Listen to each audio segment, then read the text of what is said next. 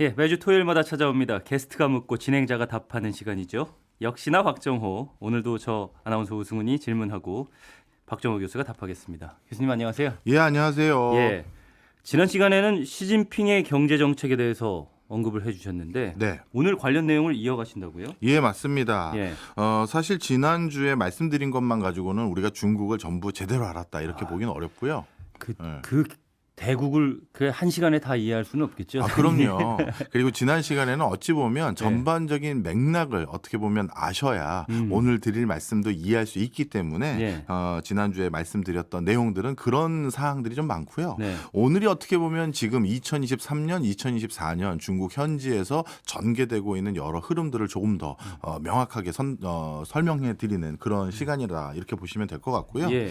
혹시 지난 시간에 맥락적인 상황들 이해 잘 안 되시는 분들은 우리 손에 잡히는 경제 유튜브 채널 들어가 보시면 자세히 다시 한번 또 들어보실 수 있습니다. 그럼에도 불구하고 예. 교수님의 또 한 줄 요약 뭐 이런 거 있잖아요. 어렵네요. 시진핑의 세 가지 경제 정책 지난 시간에 말씀해 주셨는데 간단히 네. 좀 요약을 하고 넘어가야 될 것 같아요. 네, 시진핑이 지금 추진하고 있는 경제 정책은 첫 번째 부패 척결이 있었는데 네. 이 부패 척결은 실질적으로 중국 국민들이 부패 척결을 원하는 바도 있지만 부패를 척결한다는 명분을 통해서 자신들의 정치적 라이벌들을 숙청해 가고 있는 작업을 하고 있다 이렇게 말씀을 드렸고요. 예, 여기서 말씀하셨던 게 그 상하이방과 공청단. 예. 어쨌든 그 파벌 싸움에서 시진핑이 줄타기를 잘 하다가 자신만의 권력을 장악하는 방법으로 이제 3기 시진핑의 3기가 들어가면서 부패 척결을 내세워서 권력 장악을 시도하고 있다 이렇게 말씀을 해주셨고요. 네. 예. 두 번째는 공동 부유 전략을 말씀드렸었죠. 예. 이제 워낙 양극화가 심화되다 보니까 중국 국민들에게 어떻게 보면 모두가 부유해질 수 있는 기회를 드리겠다라고 하면서 그런 부분에 대해서 정책을 입안하고 있다라는 말씀 드렸었고요. 네. 그다음 마지막 세 번째가 등채모용이라고 해서 예. 우리가 등소평과 뭐 그다음에 모택동의 경제 정책을 반반씩 차용한 그런 내용들을 말씀드리다가 지난 시간에 거의 마무리를 했는데 오늘은 이 등채 모형에 대해서 시작을 다시 연이어서 하면서 네. 중국 경제의 오늘날을 좀 설명드릴까 합니다. 시진핑 주석의 성품 같은 것들을 말씀해 주시면서 네. 어쨌든 요즘에 행하는 일련의 정책들이 좀 이례적인 행보로 보인다 이런 말씀도 해주셨어요. 맞습니다. 사실 시진핑이라는 그 주석은 혼자 어떻게 보면 그 반열에 올라간 것이 아니라 자신을 후원하고 지지해줬던 여러 가지 우군들이 많았겠죠. 그 중에서 대표적으로 자신을 올려줬던 우군 중에 하나가 상하이방. 예. 어떻게 보면 국가 원로들이 시진핑 주석을 우리가 차세대 리더로 앉힙시다 이렇게 옹립해 준 거거든요. 네네. 그런데 이 상하이방의 여러 가지 그 뭐라 할까요 원로들이 이 장점인을 비롯해서 이분들이 시진핑을 선택했던 가장 큰 이유는 인품이 온화한 거예요. 그러니까 쉽게 얘기해서 본인들 말을 잘 들어줄 거라고 생각을 했던 것이죠. 말이 씨가 잘 먹힐 거다. 이렇게 맞습니다. 생각을 한 거죠. 실질적으로 그 이전에도 시진핑은 발언을 뭐 세게 한다든가 뭐 적극적으로 자신의 의사를 관철시키기 위해서 무리수를 두는 모습들은 좀처럼 목격된 바가 없습니다. 그러다 보니까 시진핑이야말로 어떻게 보면 우리 상하이방의 어떻게 보면 후세대들도 같이 좀 챙겨주고 본인들이 말하는 것도 잘 들어줄 수 있는 그런 사람들이라고 생각했던 법도 하나 있고요. 네. 그 다음에 지금 지난 시간부터 오늘 말씀드릴 시진핑이 굉장히 과거로 회귀할 수 있는 이런 행보를 이어갈 거라고는 그 누구도 생각하지 못했어요. 그 왜 그러냐 하면 시진핑이 여러 가지 걸어왔던 경로들 네. 이걸 봤었을 때 당연히 시진핑은 개혁 개방을 계속하면서 덩샤오핑이 걸었던 그 길을 마저 걸어갈 것이다라는 게 어찌 보면 중론이었습니다. 그 이유가 여러 가지가 있는데요. 몇 가지 말씀드리면 네. 일단 시진핑의 아버님이 있는데 이 시진핑의 아버님도 어떤 분이냐면 시중신이라는 전 부총리세요. 이분도 굉장히 고위 관료셨죠. 예. 이분이 중국의 대표적인 개혁 개방을 주장했던 분입니다. 그러다 보니까 아버님도 개혁 개방을 주장했던 인이다 보니 아들도 당연히 그렇게 되지 않겠어라고 생각하는 게 하나 있었고 네. 또 한 가지는 시진핑이 복무했던 가장 오랫동안 복무했던 곳이 푸젠성하고 저장성의 관리자로 오랫동안 복무했었어요. 예. 근데 이 푸젠성하고 저장성은 위치가 어디냐 하면 이렇게 생각하시면 쉽게 떠올리실 수 있는데 대만을 바로 마주보는 곳 두 성이 푸젠성하고 저장성입니다. 그러니까 중국의 가장 발달된 도시 어디들 대부분에 있습니까? 상하이 뭐 이런 걸 생각해 보면 다 대만과 가까운 쪽에 있네요. 그렇죠. 예. 바닷가의 접경 지역이 일성지 도시라고 해서 제일 먼저 발달된 지역들이잖아요. 네. 바로 그 지역들의 대표적인 성 두 군데서 오랫동안 복무했던 사람으로서 기질 자체도 역시 개혁 개방을 해봤던 사람이니 그런 것들을 계속 추진할 거라고 생각을 했던 거예요. 상하이방 고위 관료들 같은 경우에 그 사람들은 다 개혁 개방주의자인가요? 그렇습니다. 왜냐하면 덩샤오핑의 그 계승자들이 상하이방에 좀 많았거든요. 예. 장쩌민도 마찬가지고 어떻게 보면 그 뒷세대이다 보니까 이 후진타오, 장쩌민 뭐 이런 그 어떻게 보면 덩샤오핑의 개혁 개방을 계속 이어왔던 게 최근까지의 중국의 모습이다 보니까 네. 당연히 시진핑도 우리의 노선과 비슷하잖아 이런 생각을 했던 것이죠. 리커창 부총리도 그러면 개혁 개방의 선두주자. 그럼요. 중국의 대표적인 경제통으로서 그런 것들이 필요하다라고 연설하고 주장했던 분 중에 한 분이죠. 네. 그러면 본격적으로 네. 어쨌든 3기 집권 이후에 시진핑 정책이 달라졌다고 하셨는데 네. 어떻게 달라졌는지 본격적으로 좀 살펴볼까요? 예. 등소평하고 그다음에 시진핑의 경제 정책을 우리가 딱 구분해서 이해하기 쉬운 말이 있습니다. 예전에 등소평이 네. 뭐라고 했냐면요. 예. 우리는 좌측 깜빡이를 켜고 우회전을 해야 한다. 이렇게 표현했어요. 이 얘기는 국가의 지향점은 좌쪽, 그러니까 사회주의를 우리가 지향하지만 네. 지금 당장 걸어갈 곳은 자본주의 시장 경제를 좀 걸어가야 된다. 이렇게 덩샤오핑이 얘기를 했거든요. 예. 그랬더니만 그 당시 중국의 어떻게 보면 학자들 그리고 중국의 관료들이 그게 무슨 소리세요? 난리가 났겠죠. 그죠? 그럼요. 네. 아니 사회주의를 지향하면서 자본주의 시장 경제 체제를 도용한다라는 게 이게 무슨 소리입니까? 실질적으로 좌회전 깜빡이 넣고 우회전하면 사고 납니다. 맞아요. 바로 그 얘기를 쭉 하면서 이게 무슨 소리입니까 했더니 그 당시 덩샤오핑이 뭐라고 했냐면 부쟁론이라는 걸 또 들고 나왔어요. 아, 싸우지 말자 이런 거. 논쟁하지 마. 그러면서 뭐라고 얘기했냐면 딱 2년만 해봐. 한 거예요. 자기가 얘기한 걸 그냥 2년만 해보라는 거예요. 따지지 말고. 네. 그랬는데 딱 2년 지난 뒤에 어떻게 됐느냐. 아무도 그걸 토를 달지 않았어요. 수긍을 한 거군요. 어쨌든 그 당시에 중국은 세계의 이 발전상에 비해서 굉장히 좀 발전이 더디고 가난한 나라에 속하는 국가였으니까. 맞습니다. 자본주의를 택한 이후에 2년 동안 굉장히 급성장을 했다 이렇게 볼 수 있겠네요. 그렇죠. 그리고 네. 뭔가 예전과 달리 경제가 돌아가는 모습들을 슬슬 본 거예요. 그러니 덩샤오핑이 말한 게 우리가 사회주의 공산당 일당 중심의 이런 체제를 뭔가 와야 한 건 아니지만 경제는 돈에 이걸 본 거예요. 그 뒤부터 아무도 논쟁을 안 한 거죠. 예. 그런데 요즘 시진핑의 경제 정책은 정반대입니다. 우측 깜빡이를 켰지만 예. 우리가 실질적으로 이제 좌회전을 할 것이다. 오프닝에서 말씀하신 그거군요. 맞습니다. 근데 이것도 마찬가지로 우측 깜빡이하고 좌회전하면 사고 날 것 같은데 반대하고 있는 거 아닙니까? 그러면? 맞습니다. 네. 그래서 요즘 시진핑의 경제 정책은 또 이건 또 어떻게 되는 거야? 라는 논쟁들이 많이 있는데요. 예. 몇 가지 대표적으로 시진핑이 지향하는 바가 크게 달라졌음을 확인할 수 있는 대목들이 있는데요. 네. 대표적으로 지자체 관료들의 성과 지표가 변화됐어요. 지자체 관료들의 성과 지표. 예. 중국은 하방이라고 해서 중앙 관료에서 높은 직위에 올라가기 위해서는 네. 지방의 각 성으로 발령을 내서 거기서 이 사람들이 어떤 성과를 보이는지 그 능력을 인정받아야 돼요. 조금 전에 제가 시진핑에 대해서도 설명드렸을 때 저장성과 푸젠성에서 나름대로 관료로서 거기서 활동했다 말씀드렸잖아요. 예. 거기서 적지 않은 성과를 냈기 때문에 시진핑이 중앙으로 복귀했었을 때 일정 직급 이상으로 올라갈 수 있는 그런 트랙을 타갈 수가 있었던 거거든요. 예. 그래서 이 지방 관료들이 지방의 성주로서 역할을 하고 있을 때 어떤 성적표를 보이느냐가 굉장히 중요해요. 중앙으로 다시 진출할 수 있느냐 없느냐. 그렇죠. 그리고 예. 진출했었을 때 어디까지 올라갈 수 있느냐 네. 이게 중요한데 자 그런데 과거에는 지방의 성주들에게 네. 가장 중요한 성과 지표로 부여받았던 게 그 지역의 GDP 성장률이에요. GDP 성장률. 쉽게 얘기해서 경제 얼마나 네. 발달시켰는지 그걸 보겠다는 거예요. 그거 하나만 봅니까? 그거 말고도 있긴 있는데 네. 가장 중요한 지표가 가장 중요한 지표. GDP 성장률이었어요. 네. 그랬더니만 어떤 문제가 생겼냐 하면 단적으로 표현을 드리면 환경 오염을 시켜도 좋으니 경제 발전만 하면 나는 승진하는구나.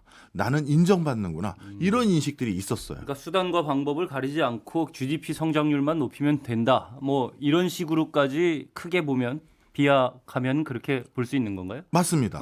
그래서 무리하게 뭔가 계약을 체결하고 예. 무리하게 성과를 못 낼지언정 투자만 많이 해도 그러니까 정부에서 뭐 인프라 짓고 뭐 공장 짓고 다리 놓고 해도 GDP 성장률은 올라가거든요. 예. 그러니까 그냥 실수요가 있던 없던 간에 계속 투자만 하는 거예요. 그래서 지난 한 20여 년 동안 중국 경제가 고도 성장을 하는 데 있어서 중국은 여타 국가들과 달리 투자가 경제 성장을 견인해 왔다. 이렇게 해도 과언이 아니거든요. 네. 그렇게 중국이 투자가 빈번할 수 있었던 가장 큰 이유가 관료들이 투자를 해서라도 GDP 성장률을 올려야 될 이유가 있었던 것이고 환경 오염을 하더라도 빨리 만들어 빨리 팔아 이렇게 해야 될 이유가 충분했기 때문인데요. 네. 그런데 시진핑이 자기 3기가 들어서고 나서 평가 지표를 어떻게 바꿨냐면 크게 세 가지를 들고 왔는데 민생 개선, 사회 발전, 경제 발전이 아니에요. 사회 발전이고요. 그다음에 환경 보호. 이 세 가지를 평가 요소에 적극 반영하기 시작했습니다. 잠깐만요. 민생 개선은 알겠어요. 네. 근데 사회 발전은 경제 발전은 아니에요. 이렇게 강조를 해주셨는데 맞습니다. 사회 발전과 경제 발전은 어떻게 다른 건지 좀 설명해 주시죠. 예, 사회 발전이라는 건 예. 범죄율을 낮췄다든가 아니면 국민들의 건강, 보건과 관련돼서 성과 지표를 더 잡았다든가 예. 예를 들어서 평균 수명이 연장됐다든지 기타 질병을 크게 박멸했다든가 이런 부분이 여기에 해당되는 거고요. 그다음에 이 사회 발전 부분에서는 부정부패 척결한 것도 여기에 들어갑니다. 어쩌면 경제뿐만 아니라 뭐 사회 도덕적인 관점에서도 그렇죠. 성과를 내라 이런 얘기 같고요. 맞습니다. 환경 보호는 왜 들어가는 거예요? 이제는 과거와 같은 오명을 씻겠다는 거예요. 해외에서 중국 제품들을 평가하는 어떤 뭐라 그럴까요? 일종의 닉네임 같이 붙은 게 중국 제품은 값싸게 만들기 위해서 그래서 수출을 잘하기 위해서 지구 환경을 오염시켜서 만든 제품들 이런 오명들이 있었거든요. 예. 이것이 국가 브랜드뿐만 아니라 중국 회사들의 제품 브랜드도 크게 훼손한다 이렇게 생각을 했고요. 또 국제사회에서 중국의 대외 신인도라든가 역할에 대해서도 크게 위축을 가져온다라고 판단한 겁니다. 세계에서 사실 국제사회에서 이제 기후 변화라든지 이런 환경 문제가 대두되다 보니까 선진국이 지금까지 환경 오염을 일으켰으니 너희들이 좀 책임을 더 강화해야 된다라는 목소리가 계속해서 높아져 왔고 그렇죠. 중국도 경제 대국으로서 그 책임을 느끼고 책임감 있게 행동해야 한다라는 요구가 있어 왔는데 네. 그 부분에 있어서 국제사회의 요구에 부합해야 한다는 어떤 책임감을 느끼기 시작한 거다 이렇게 볼 수 있는 건가요? 그거는 이제 너무 선하게 표현하신 거고 예. 중국이 국제사회에서 계속해서 주도적인 영향력을 행사하려면 중국이 가진 부정적인 이미지를 빨리 개선해야 되거든요.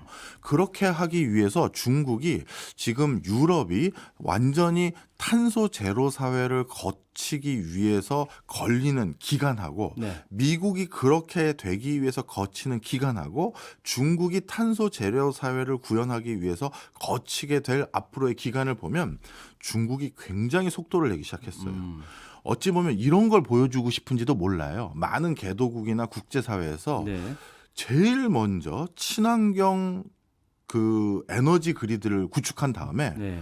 야 봤지 진짜 친환경은 우리 중국이 했잖아. 그러면서 누구도 지탄하지 못하고 심지어 조금 더 나가서는 존경받는 국가를 만들고 싶은 니즈도 들어가 있는 것 같아요. 지난주에 말씀하셨던 그 에너지 쪽에 더 투자를 많이 하고 에너지 쪽에서 앞서 나가야 한다고 시진핑이 정책을 펴기 그렇죠. 시작했다라고 하신 부분.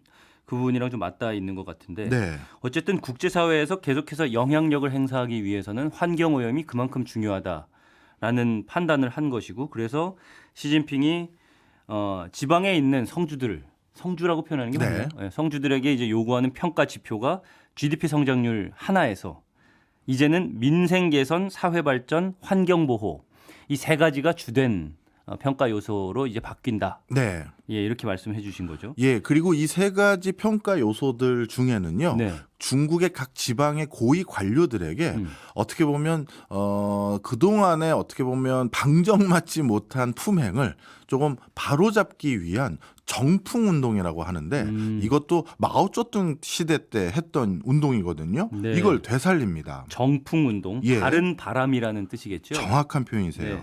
2012년 12월 고위 당원들을 대상으로 당 8조라고 불리우는 네. 파랑의 규정을 선포했는데요. 이게 뭐냐면 이제 더 이상 바람직한 사회를 만들기 위해서는 고위 관료들이 먼저 모범을 보여야 된다라는 거예요. 네. 그래서 이 파랑 규정들을 가만히 보시면 예. 수행원을 돌아다닐 때 최소화해라. 그다음에 화환 같은 거 많이 보내지 마라. 그다음에 공항 영접도 이제 하지 마라. 그다음에 규정된 곳 외에서 숙박이나 차량을 사용하지 마라. 이런 여러 가지 내용들을 8가지를 제시를 했고요.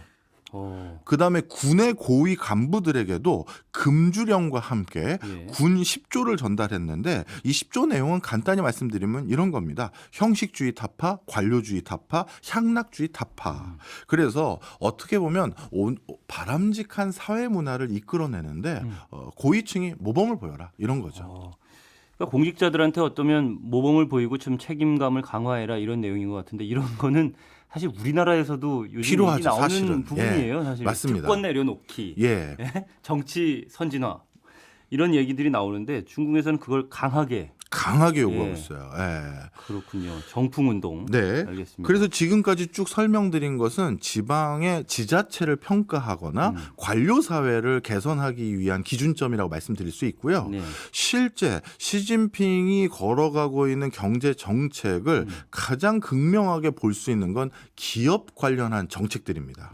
기업 관련한 정책. 네. 네. 하나 먼저 말씀드리고 2부에서 나머지 말씀을 드리면요. 그래야 되겠네요. 시진핑은 경제를 이끌어 나가는 주체를 민간 기업이 아니라 국영 기업들이 하도록 유도하고 있는 상황이에요.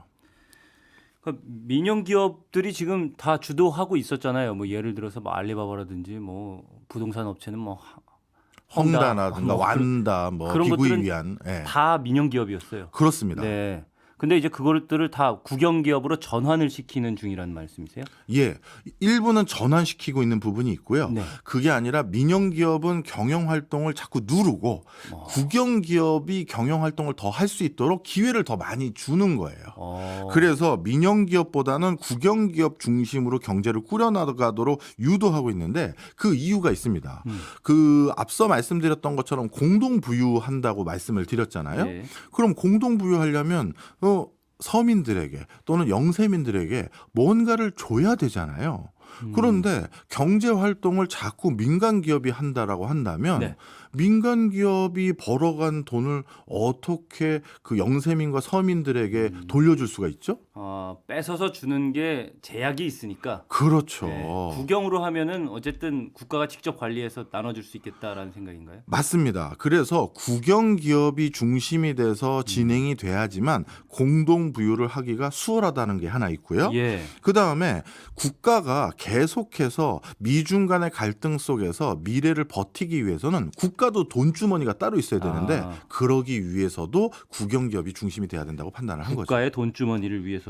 예, 지금 사실 중국에서 국가가 더 돈이 많이 필요한 상황이 돼버렸어요. 국가가 돈이 더 많이 필요하게 돼버린 가장 큰 이유 중에 네. 하나는 중국은 원래 고도 성장을 했던 국가이기 때문에 네. 그 과정에서 중국 국민들도 나름대로 먹고 살 수 있는 여지들이 많았었거든요.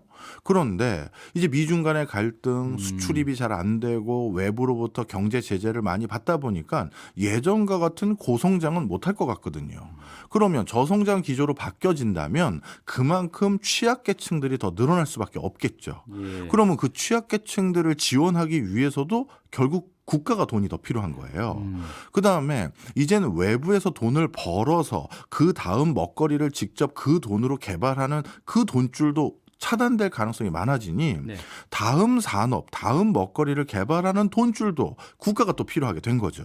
그러다 보니까 저성장 기조를 탈피하는 과정에서 국가가 필요한 여러 자금들, 그걸 직접 조달하기 위해서는 국영기업이 더욱더 중요해야 된다, 중요한 역할을 해야 된다, 이렇게 본 겁니다. 근데 말씀하신 그 국가의 돈주머니가 필요한 이유 중에 어쨌든 중국이 국가가 경제를 주도하면서 다음 산업이 무엇인지 그곳에 투자하는 것은 뭐 전반적으로 이해가 금방 되거든요. 네. 근데 취약계층에 지원을 한다고 말씀을 하셨는데 네. 취약계층이 지원하는 거는 어떤 방식으로 이루어지는지 어떻게 중국이 해왔고 앞으로는 어떻게 할지 뭐 이 부분 좀 짚어주실 수 있을까요? 네, 이것도 시진핑이 공동 부유를 어떻게 할지에 대해서 분배 정책을 세 가지로 제시한 게 있습니다. 네. 1차 분배 정책은 시장의 효율성을 통해서 분배하겠다는 거예요. 시장의 효율성. 이건 쉽게 말하면 뭐냐 하면 뭔가 시장이 제대로 작동하면서 중소기업이 대기업이 되고 스타트업이 또 나름대로 견실한 중소기업이 돼 가면서 그 과정에서 거기에 참여한 근로자들이 인건비가 올라가고 네. 상여를 더 많이 받겠죠. 그러다 보면 누군가가 돈을 더 벌게 되기 때문에 그러한 것을 통해서 분배를 이루겠다라는 게 1차 분배고요. 이 부분은 사실은 지금 자유시장 경제에서도 늘 하는 가능한 부분인 거잖아요. 그렇습니다. 예. 그다음에 2차 분배는 뭐냐 하면 예. 정부의 일종의 사회보장 제도와 같은 공적 부조를 통해서 정부가 취약계층을 직접 지원하는 그런 거예요. 이 부분도 대부분의 나라들이 하고 있는 것 같아요. 자유시장 맞습니다. 경제의 나라들이. 특히 북유럽 국가에서는 오히려 더 많이 그렇죠.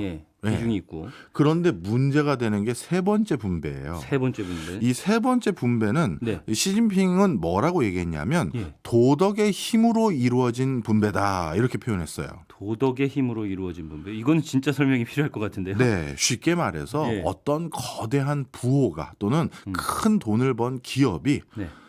그 기부하는 거.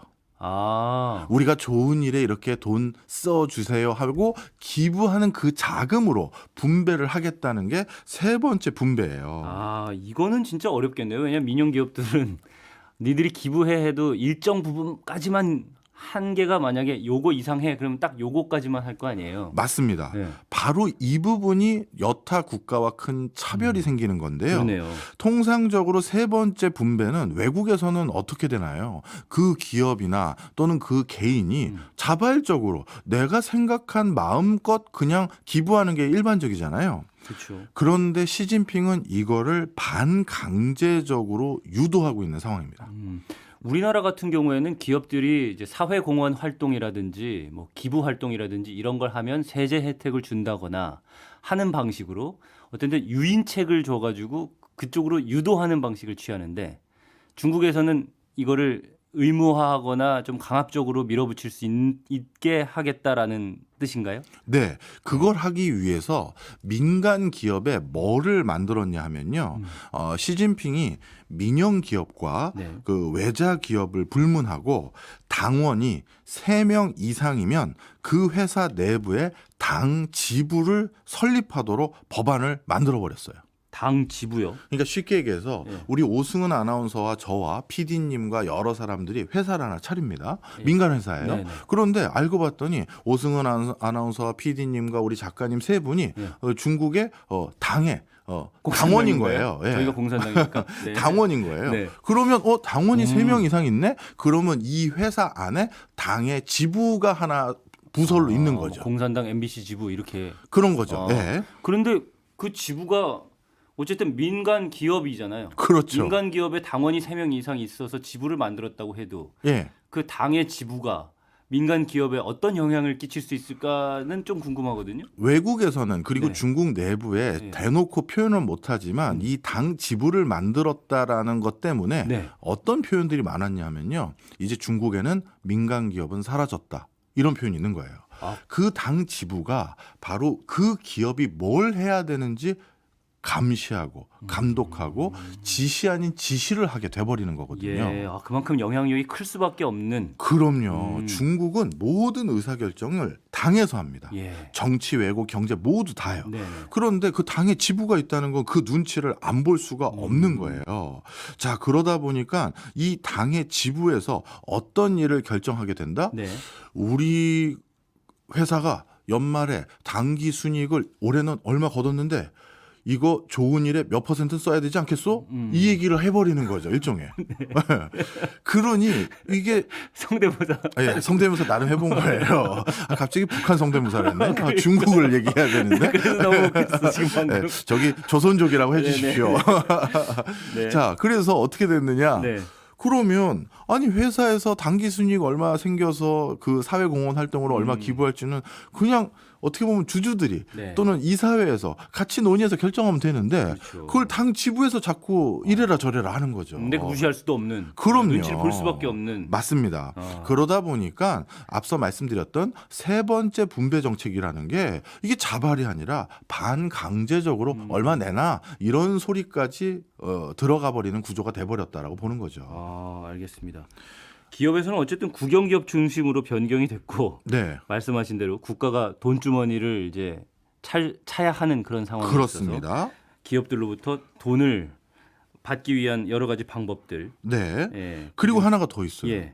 그리고 민간 기업들은 당 지소를 부서를 거기다 놓게 해서 네. 그렇게 해서 관여하고 있는데 네. 또 하나가 뭐냐 하면 이것도 마오쩌둥 시대에 있었던 정책을 그대로 차용했다라고 볼 수가 있는데요. 네.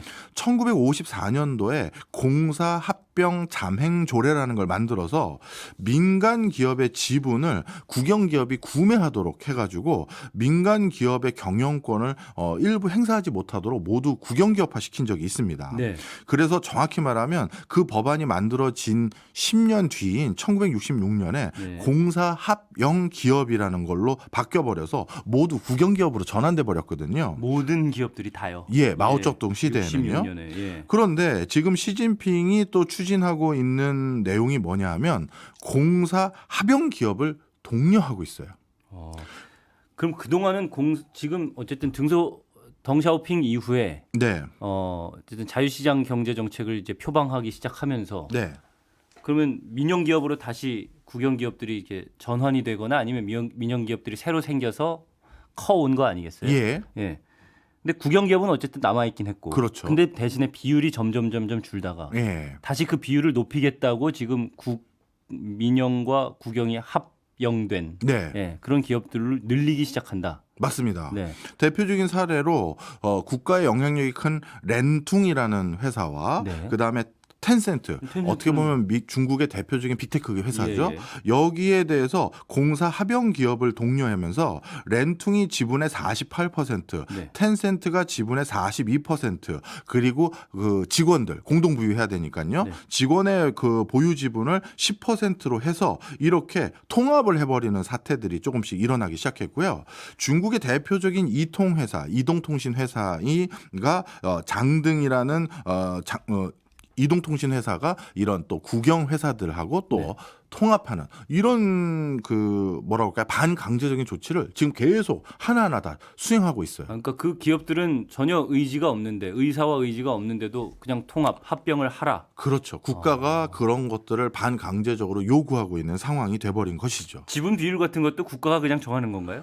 그렇다고 대놓고 그 증거는 없지만 예. 사람들이 보기에는 그렇게 해석되는 여지가 거의 절대적인 비중이죠. 네. 직원들 10% 아까 말씀하신 네. 직원들 10% 부분은 국가가 지정한 걸.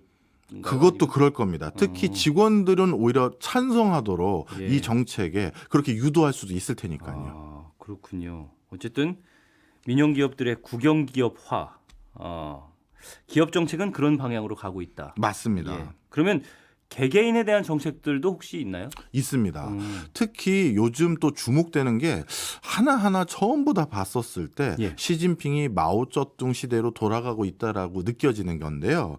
마오쩌둥 시대를 대표하는 어떻게 보면 개인 경제 활동에 중요한 매개체가 있었어요. 그거를 그 뭐라고 부르냐면 풀네임은 공급 수매 합작사라고 부릅니다. 공급 수매 합작사. 예. 예. 쉽게 얘기해서 이게 우리나라랑 이게 똑같은 기능이라고 하긴 조금 다른 기능이 섞여 있지만 네. 우리나라로 따지면 공판장 생각하셔도 돼요. 예. 이 공급 수매 합작사는 말 그대로 농민들이 재배한 것들을 네네. 우리 다 걷어가지고 그거를 다시 어떻게 농민들에게 분배도 하고 그다음에 도심지에 그 재배된 그 농산물을 판매하는 것도 네. 대신 해주는 우리나라로 따지면 약간 공판장 개념에 가까운 거다 이렇게 보시면 되는데 네. 줄여서 이걸 공소사라고 불러요. 공소사. 네. 이거는 뭐 공급과 소비 요거 뜻인 것 같은데요. 뭐 그렇습니다. 네. 맞습니다. 이 공소사를 부활시킨 거예요. 그래서 이 공소사를 중심으로 해서 농촌 경제를 육성하고 농민 문제를 해결하는 선봉 역할을 하라. 이게 바로 시진핑의 어떻게 보면 개개인의 경제를 부흥하기 위한 정책인데요. 이 공소사가 사실 전국적으로 지금 빠르게 유통망을 구축해서 농민들이 생활한 것들을 어떻게 보면 도심지에 전달하고 농민들의 생활에 필요한 물자를 다른 데서부터 조달해서 전달해주는 역할을 지금 하기 시작했어요. 그런데 마오쩌둥 시대에는 이 공소사가 역할을 했다가 네. 덩샤오핑 시대에는 이 공소사를 싹 없앴거든요. 그 이유가 왜 그러냐면 부정부패 때문이에요. 이 공소사에서 농민들이 고기를 살려면 표라는 게 있거나 뭐 이런 표를 가지고 가야 저한테 고기 좀 주십시오 이렇게 되는데 실제 이런 표를 들고 가서 고기를 살려고 해도 네. 고기를 못 구하는 거예요. 그건 왜 그래요? 그거는 이제 말 그대로 꽌신이 뭐니 해서 공소사에 온 물건을 나름대로 뒤로 빼돌리고 아는 사람에게 먼저 주고 하다 보니까 예. 실제 농민들이 정작 필요한 물건이 있어서 거길 딱 가봤더니 그 물건 없다고 자꾸 그러고. 그러니까 국가에서는 공평하게 나눠주기 위해서 아까 말씀하신 고기는 6표라는 거를 통해서 공급받도록 하고 네. 그래서 그 표를 일단 다 나눠줘서 그 표를 통해서 교환할 수 있도록 해놨는데 맞습니다. 똑같이 표를 하나씩 받았음에도 불구하고 먼저 많이 가져가는 사람이 있고 그렇죠. 네, 꽌시나 이런 것들 네. 그러니까 정작 6표는 받았는데 내가 6표를 가지고 있으니까 고기를 이만큼 받아야 되는데 못 받는 상황이 많이 벌어졌다는 얘기죠. 그렇죠. 부정부패 때문에. 맞습니다. 곡식은 양표를 가져가서 보여주면 내가 먹을 거, 가족이 먹을 걸 받아갈 수 있는데 네. 양표를 보여줘도 곡식을 안 주는 거예요. 그래서 이거 공소사가 큰 사회의 부조리다 해서 네. 공소사를 다 없애놨는데 이걸 다시 시진핑이 되살려 놓은 거죠. 근데 그러면 중국 사람들의 머릿속에는 기억 네. 속에는 분명히 공소사로 인한 어떤 부작용들 기억에 남아 있죠. 굉장히 많이 거기에 대한 반감이 있을 텐데 그럼 시진핑이 지금 공소사를 다시 늘리겠다라고 하면 그 안에서도 엄청난 반발이 있을 것 같은데 어떻습니까? 그런데 농민들 입장에서는 요즘은 이런 마음이 더 커졌다는 거예요. 어떤 마음이죠? 예를 들어서 예. 내가 이 커피 원두를 생산을 했는데 네. 누군가가 중간 유통상인이 나한테 그거를 원두 한 알갱이당 5원에 사갔는데 그 사람은 그걸 도시에 가서 50원에 팔고 있는 거예요.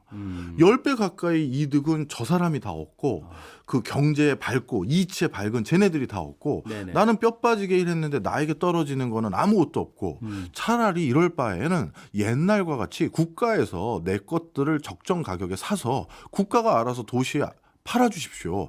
이런 얘기가 자꾸 많아지는 거죠. 우리 자유시장 경제에서도 그런 부작용이 있어서 굉장히 많이 대두됐던 얘기가 공정거래 얘기였잖아요. 그렇죠. 그러니까 가난한 나라들에서 노동력을 착취한 다음에 예를 들면 커피라든지 네. 뭐 그런 산업에서 부유한 나라의 그 거대 기업들이 이득은 본인들이 챙기고 인건비는 최대한 싸게 거의 뭐 주지 않는 방식으로. 네.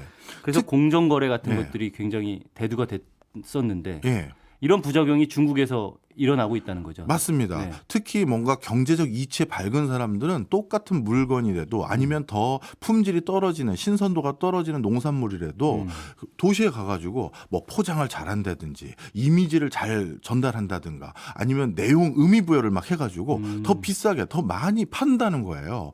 그걸 보면 어떻게 보면 농민들 입장에선 허탈한 거죠. 아. 그리고 농민들 입장에선 이 농산물이 가지고 있는 특수성도 꼭 이해를 해야 되는데요. 누구 업자가 찾아와서 당신 나에게 이거 파쇼라고 했는데 그걸 교섭을 해서 제값을 받기 위해서 시간을 끌 수가 없어요. 농산물은 조금만 시간이 흘러버리면 신선도가 확 그렇죠. 떨어지잖아요. 네. 그러니까 뭔가 저 규모감 있게 유통하면서 전국에 배급하고 보급할 수 있는 유통망 가진 저 사람이 부르는 가격에 무조건 끌려가는 느낌만 드니 이게 사실 어떻게 보면 자꾸 뭐라 할까요? 양극화만 심화되는 거 아니냐. 그러니 정부가 나서달라는 목소리가 나올 수밖에 없는 거죠. 아, 그러면 예전에 공소사로 인한 부작용들이 기억에 남아 있기는 하지만 지금의 자유시장 경제에서의 더 큰 부작용들 때문에 다시 예전으로 돌아가자는 시진핑 정책이 오히려 환영을 받고 있다. 네. 이렇게 볼 수 있는 거네요. 그리고 시진핑이 이러한 정책을 분명 부작용을 자기 어렸을 때 봤음에도 불구하고 네. 다시 입안한 이유가 하나 더 있어요. 뭐냐 하면 네. 중국은 아무리 소액 결제를 하더라도 무조건 모바일 결제거든요. 우리가 부정부패를 하려면 네. 돈을 현금으로 받고 세금 신고를 안 한다든지 뭔가 이런 일이 있어야 되는데 네. 전 세계에서 현금 사용 비율이 가장 낮은 국가들 중에 하나가 이제 중국이 돼버렸어요. 저도 이 부분에서 깜짝 놀랐어요. CCTV 제일 많은 것도 중국이라고 네. 중국이고, 하고 네. 그래서 모바일 결제 이런 거 제일 많이 이루어지는 것도 중국이라고 하고. 맞습니다. 네. 그러다 보니 이제 공소사 같은 걸 다시 만들어도 뭔가 뒷돈을 받는다든가 뭔가 암시장이 형성되는 건 불가능에 가깝고 반드시 모바일 결제로 흔적이 남을 수밖에 없는 구조니 이제 부정부패를 관리하기가 쉬워졌다라는 자신감도 있었던 거죠. 아, 어쩌면 그러면 시진핑 정부를 굉장히 신뢰하고 있다라고 볼 수도 있겠네요. 그렇죠. 시진핑 정부가 부정부패를 감시해 줄 거야. 그런 예. 기록들을 통해서. 맞습니다. 그렇군요. 재밌네요. 예, 그런데 이 공소사 때문에 손뼉이 마주쳐야 소리가 나는 것처럼 네. 똑같은 기능을 하기 위해서 지금 도심지에 여기저기 새로 짓고 있는 게 하나 있는데요. 그게 공공식당입니다. 공공식당. 네. 예. 말 그대로 정부가 직접 운영하는 식당이에요. 이것도 왜 그러냐면 중국인들의 사치는 어디서 볼 수 있냐면 음식에서 볼 수 있어요. 아, 그렇죠. 워낙 화려하고 산의 진미에 뭐 엄청나잖아요. 그러니까 뭐 없는 것도 만들어서 먹잖아요. 맞습니다. 동물에게 예, 맞아요. 그런데 이게 너무 극에 달하다 보니 이게 또 사회적 위화감을 일으킨 거예요. 그런데 이 공소사에서 판 물건을 네. 어떻게 보면 국가가 수매해서 전부 가져간 물건을 도심지에 다시 국가가 팔아야 될 거 아니에요. 예. 그래야 공소사에 납품했던 농민들에게 돈을 줄 거 아니겠습니까? 그러면 국가가 도심지 어디다가 팔기 제일 좋은 식당을 하나 국가가 만든 거예요. 아, 그래서 공공식당. 맞습니다. 이 공공식당도 마오쩌둥 시대의 대표적인 유산이거든요. 네. 그때 같이 일하고 같이 먹자. 어떻게 보면 사회주의의 상징과 같은 곳인데 이거를 지금 적극적으로 어떻게 보면 아파트 단지라든가 이런 데 만들어 넣기 시작했어요. 대표적으로 2022년 10차 당대회 이후 국가가 전략적으로 이성지급 도시에 대규모 시범 아파트 단지들을 짓고 있는데 네. 이 아파트 단지 안에 들어갈 대표적인 구색이라고 해야 될까요? 공공시설물이 유치원, 타가소, 약국, 경로당, 세탁소, 편의점 거기에다가 꼭 반드시 넣도록 유도하는 것이 바로 공공식당입니다. 아, 그렇군요. 공소사와 공공식당은 방금 말씀하신 것처럼 손뼉이 마주칠 수밖에 없는 그렇죠. 같이 가야 하는 것이다. 맞습니다. 근데 얘기를 듣다 보니까 중국 국민들은 교육을 그렇게 받아서 그런지 몰라도 어쨌든 사회주의 정책이니까요.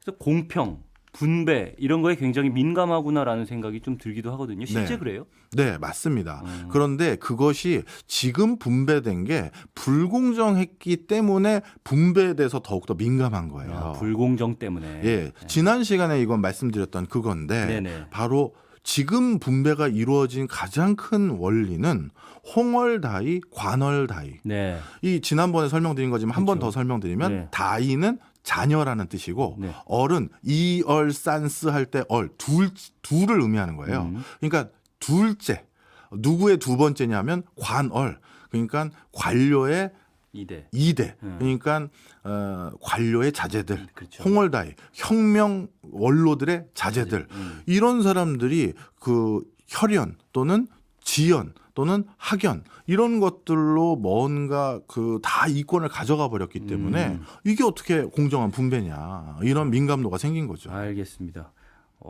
재밌게 들어봤는데 어쨌든 과거로 회귀한 듯한 이 맞아요. 시진핑 정책. 그러면 오늘 정리를 좀 그것의 파장은 어떤가? 맞습니다. 그러니까 그 결과는 어떻게 나타나고 있는가? 요걸 마무리로 좀 정리를 해주셨으면 좋겠는데. 네. 자, 지금 제가 중국의 대표적인 민간 기업들이 어떻게 바뀌어 왔고 중국이 앞으로 경제를 하는 방식이 어떻게 바뀌었는지 말씀드렸잖아요. 네. 우리 오승은 아나운서 같으시면 이런 상황에서 중국을 대표하는 기업들이 몰려 있는 중국 증시에 투자하시겠어요? 못하죠. 왜냐하면은 국가가 주도를 할 거고 네. 어떤 방식으로 펼쳐질지 예측이 좀 불가능하지 않겠습니까? 네, 예. 맞습니다. 특히 회사 내부에 당 지소가 있고 회사 당기 순이익의 일정 부분을 반강제적으로 공익에 써라 유도하고 있고 그리고 조금만 뭔가 회사가 규모감 있게 커지면 공공기관과 합병해라 이런 걸 요구하고 있으니 어떻게 전 세계 투자 자본이 중국으로 흘러들어갈 수 있겠어요. 예. 그래서 중국의 증시가 한동안 큰 힘을 못 받는 이유는 중국이 아직 뭐라 할까요? 그 여러 가지 지금 증시 부양책을 하고 있고 또 위안화 가치를 떨어뜨려 놨음에도 불구하고 방금 1년에 지난주부터 이번 주까지 말씀드렸던 이런 맥락이 그 안에 있기 때문에 외국인 투자자들 입장에서는 야, 저 나라에 투자하기 겁난다. 이 소리가 나오는 거죠. 그렇군요. 이게 지난 시간에 말씀하셨던 전투에서는 지더라도 네. 지금 전투에서 지는 모습들이 방금 그렇죠. 말씀하신 이런 부분이고 그럼에도 불구하고 시진핑은 장기 전략 중심으로 어쨌든 자기의 정책을 끌고 나가겠다라고 하고 있는 거군요. 알겠습니다. 알겠습니다. 예. 지난주에 이어서 이번 주까지 중국에 대해서 좀 살펴봤는데요. 오늘 내용은요. 홈페이지 게시판 역시나 박정호에서도 확인하실 수 있으니까요. 참고해 보시면 좋을 것 같습니다. 예, 오늘도 덕분에 재밌게 같이 중국 얘기 해봤네요. 예, 저는 다음 시간에 다시 찾아올게요. 예, 지금까지 오승은 아나운서였습니다. 오늘도 고맙습니다. 예, 감사합니다.